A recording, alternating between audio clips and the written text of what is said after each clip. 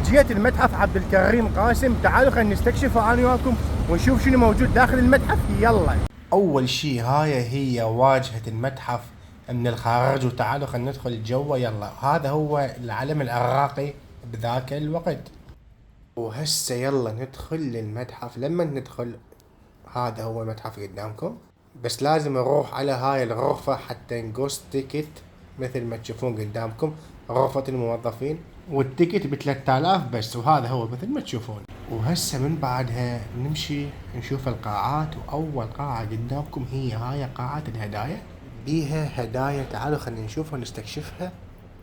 مثل ما تشوفون قدامكم هاي الهدايا اللي موجودة والحلوة، كل الهدايا حلوة وشكلهن قديم. شوفوا وياي هاي اللوحة والأشياء كلش حلوة. الصندوق من الخشب، وهواية هدايا كلش حلوة. وهذا هو الطاولة مثل ما تشوفون قدامكم، صينية من الخشب كذلك. هواي أشياء كلش حلوة وجدا قديمة. هاي الهدايا كانت تهدى عن طريق الوفود أو الوزراء أو أي شخص يجي يجيب وياه هدية. مثل ما تشوفون قدامكم هاي صندوق أو علبة حسب ما مكتوب، هاي فضيات وكذا. وهاي الهدية اجتي من وفد صيني زار العراق بذاك الوقت. مثل ما تشوفون الشغل مالها والدقة كلش حلوة. وهاي أحد التماثيل الموجودة هناك مثل ما تشوفون قدامكم. كل هاي الأشياء اللي تشوفوها قدامكم كلش قديمة، وعمرها يمكن أكثر من 60 سنة. شوفوا وياي مثل ما تشوفون هاي قدامكم ذني، هاي الفؤوس كانوا يستعملوهن حتى يخلون حجر الأساس. ومثل ما تشوفون هذا هو حجر الأساس. وهاي أدوات مال المطبخ هم كانت هدية. وهسه تعالوا لقاعة الأسلحة وخلينا نشوف الأسلحة القديمة اللي موجودة هناك. هسه أنا دخلت للقاعة مثل ما تشوفون قدامكم، باعوا الأسلحة اللي موجودة بذاك الوقت. شوفوا هاي الأسلحة كلش قديمة مبينة. يلا تعالوا خلينا نشوفها أنا وياكم زين، ونشوف هاي الأسلحة شنو. شوفوها مبين عليها حتى التصميم مالها جدا جدا قديم. شوفوا هذا السلاح الثاني، واو أشياء كلش قديمة مبينة.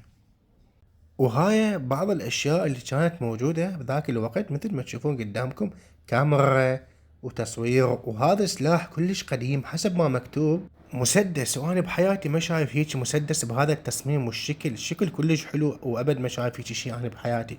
وهاي الكاميرا بذاك الوقت مال تصوير المناسبات في ذاك الوقت. وهذا هو جهاز اللاسلكي اللي كانوا يتصلون به سابقا. وهاي كذلك مجموعة من الأسلحة القديمة اللي موجودة بالمتحف لحد هاي اللحظة. شوفوها وياي قدامكم.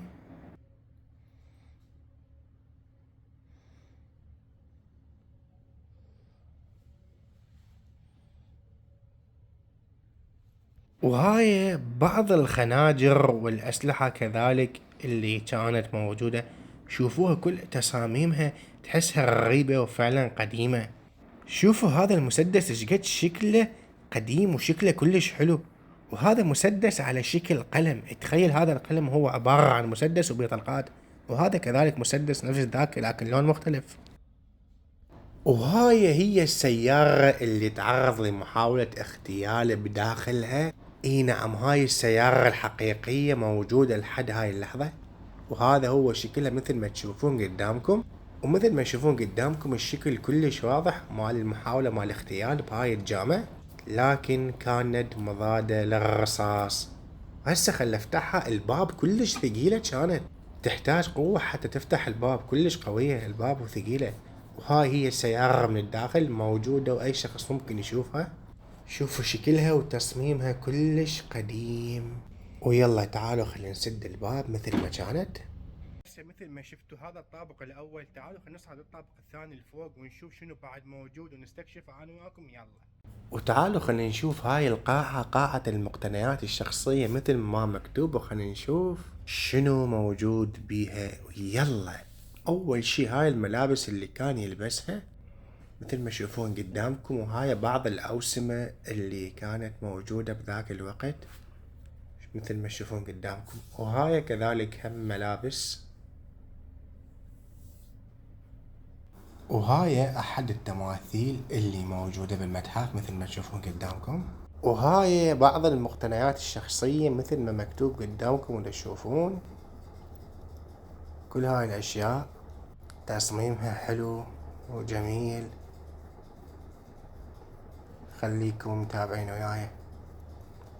وهذا الراديو كان يستخدمه حسب ما مكتوب قدامكم. شوفوا وياي.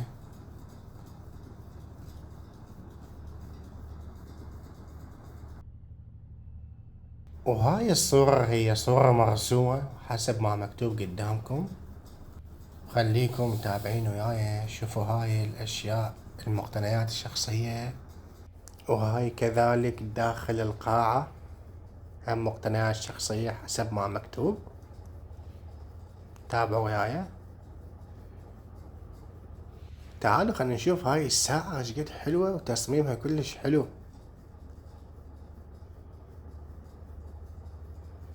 شوفوا وياي هاي الأشياء الموجودات هناك.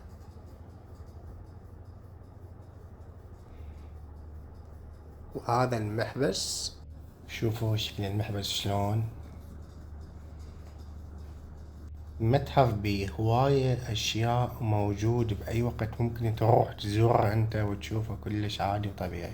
شوفوا هاي الساعة هي ساعة وبيها مقياس لدرجة حرارة الجو مثل ما تشوفون قدامكم.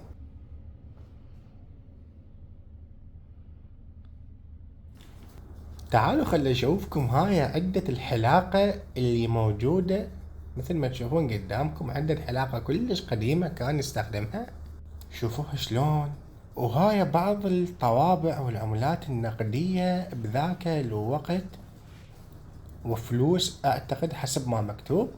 وهاي كذلك بعض الطوابع. وهاي قدامكم مجموعة من الصور اللي موجودات هناك.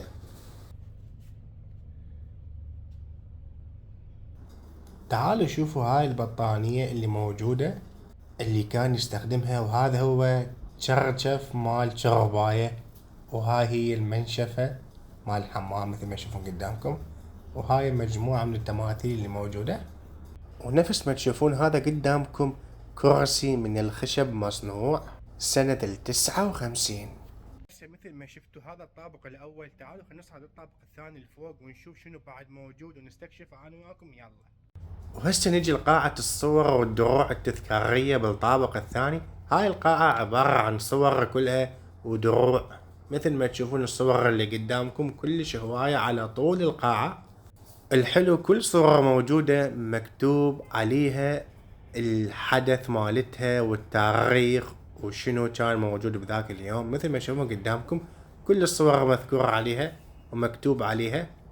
صور جدا هواية والقاعة جدا كبيرة. كوم تشوفوها الى نهايتها كلها صور موجودة. خلينا نستكشف انا وياكم ونشوف الصور هاي. وهاي الفلوس العراقية في ذلك الوقت مثل ما تشوفون. هاي عملتنا القديمة كانت. شفتوها. وهذا هو علم العراق بذاك الوقت.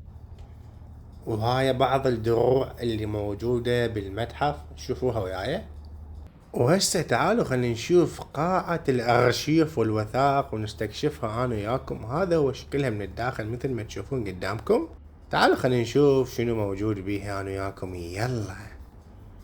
هاي بعض الطوابع القديمة اللي موجودة بذاك الوقت. شوفوها وياي. وهاي كذلك بعض الكتب اللي موجودة بهاي القاعة مثل ما تشوفون قدامكم. كتب كلش هواية تتكلم عن عبد الكريم قاسم. شوفوهن كلش هواية. هاي القاعة ما عليها اسم. قلت تعالوا خلينا نستكشفها انا وياكم ونشوف شنو. كذلك القاعة عبارة عن صور مثل ما تشوفون قدامكم وياي. كلها صور بصور. وهاي بعض الصور اللي موجودة على الحائط. شوفوها وياي. وهاي الصور هي تعود إلى الوزراء العراقيين في ذلك الوقت. ونفس ما تشوفون كل صورة عليها الاسم وجو الاسم مكتوب وزير شنو كان في ذلك الوقت. مثل ما تشوفون قدامكم هاي الوزراء العراقيين في ذلك الوقت. شوفوا هاي، وهاي الصورة للسيارة اللي صورناها قبل شوية مثل ما تشوفون قدامكم. وهسه وصلت إلى نهاية الفلوج، وأتمنى يكون عجبكم، ولا تنسون لايك واشتراك بالقناة، والسلام عليكم.